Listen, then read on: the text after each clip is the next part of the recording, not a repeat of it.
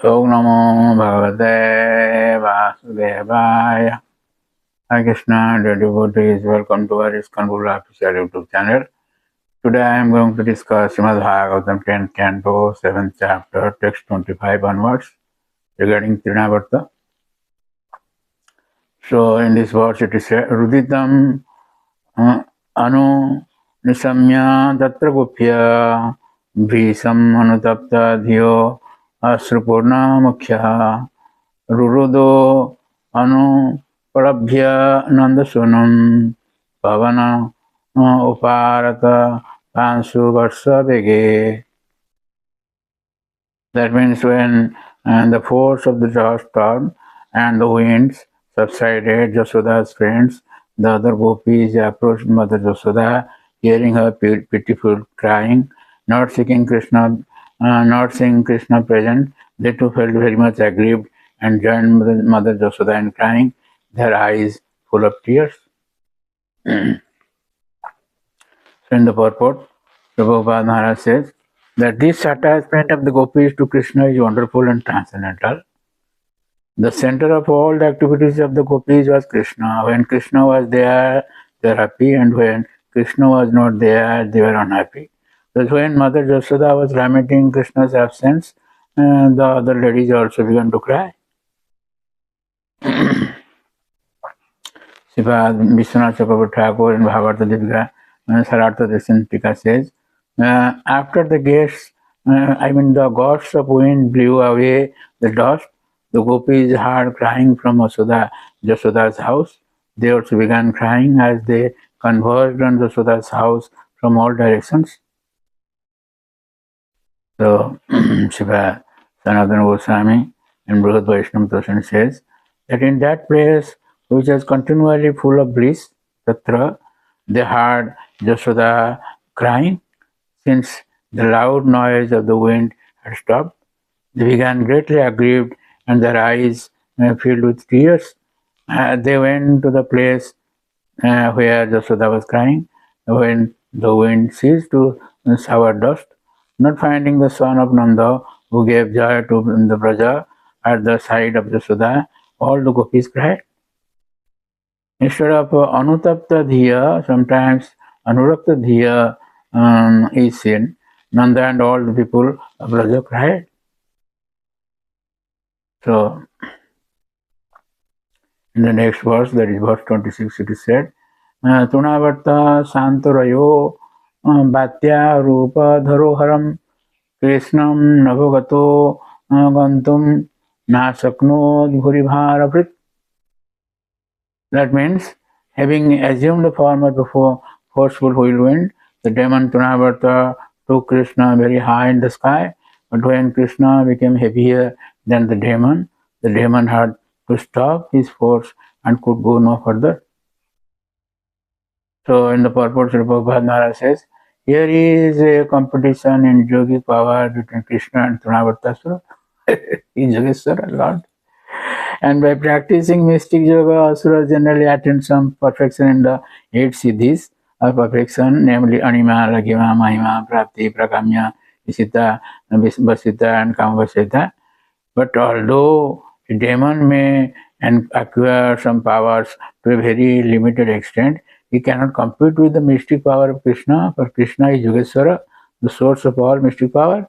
Yatra Yogeshwara Krishna, as you have heard in Bhagavad Gita 1878, the last verse. No one can compete with Krishna. Sometimes, of course, having acquired a fragmental portion of Krishna's mystic power, asuras demonstrate their powers to the foolish public and assert themselves to be God. Not knowing that God is the supreme Yogeshwara, here also we see that Trinavarta assumed the Mahima Siddhi and took Krishna away as if Krishna were an ordinary child. But Krishna also became mystic Mahima Siddha. When Mother Jasoda was crying for him, carrying him, he became so heavy that his mother, who was usually accustomed to carrying him, couldn't bear him and had to place him down on the ground. Thus, Trinavarta had been able to take Krishna away in the presence of Mother Jasoda. But when Krishna high in the sky assumed the Mahima Siddhi, the demon, unable to go further, was obliged to stop his force and come down according to Krishna's desire. One should not therefore compete with Krishna's mystic power. Devotees, we will hear another episode, another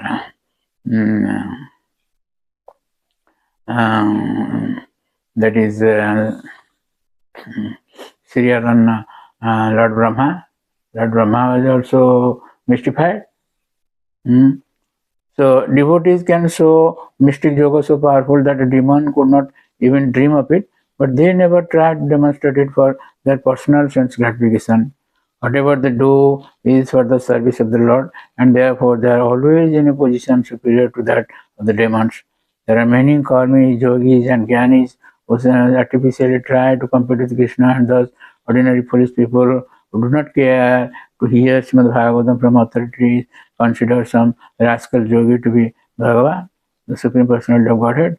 At the present moment, there are many so-called Bhavas who present themselves as incarnations of God by showing some insignificant mystic wonder, and foolish people regard them as God because of lacking knowledge of Krishna.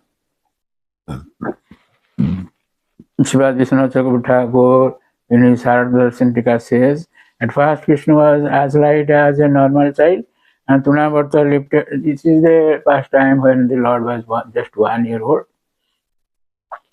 And Trinavarta lifted him high in the sky. When Krishna became heavy, however, Trinavarta slowed down. Within seconds, Trinavarta couldn't carry Krishna any further, so he stopped moving. So, Principal Sanatana Goswami Brihad Vaishnava Darshan says, because the people were crying in pain, Krishna decided to end his pastime for traveling in the air, and decided to kill the demon. Lord would go higher and higher and higher up to Brahmalok. That is there, you can go. But the Lord knew that people in Braja were crying for him. So he, it's stated by Sanatana Goswami. So Krishna decided to end his pastimes of traveling in the air and decided to kill the demon. The demon carried him in order to take him to a great distance. Bhuri means a very great distance. But Krishna manifested heaviness by his nature to show his power. He carried Krishna, who was very heavy. Bhuri is very heavy. So in each and every word there are so many meanings. So Sanatana Goswami suggests different alternatives. So the next verse we'll hear, verse 27, that tam asmanam manyamano atmano gurmatya gare grihita utsrustam nasaknod adhuta arvakam. Adhuta arvakam. This child is Adbhuta. His pastimes as Adbhuta. So in the translation, Srila Prabhupada says that because of Krishna's weight, Trinavarta considered him to be like a great mountain or a hunk of iron. But because Krishna had caught the demon's neck, the demon was unable to throw him up. He therefore thought of the child as a wonderful, since he could neither bear the child nor cast aside the burden. This great fortune that he has come in contact with Krishna, just like you are now coming in contact with Krishna's pastimes. A great fortune.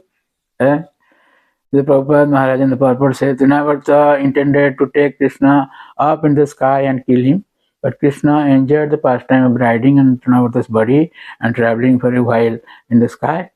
Thus Trinavarta's attempt to kill Krishna failed, while Krishna, Ananda Chinmaya Rasa Vigraha, enjoyed these pastimes. Now, since Trinavarta was falling because of Krishna's heaviness, he wanted to save himself by throwing Krishna off from his neck, but was unable to do so because Krishna held him very tightly.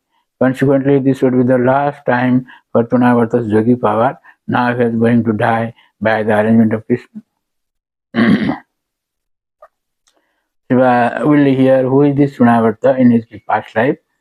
So after fulfilling his desire to fly in the sky and the desire of the celestial ladies of Swarga to see him through his incomparable beauty, Krishna prepared to kill Trinavarta. The ladies of the heaven, they wanted to see the Lord.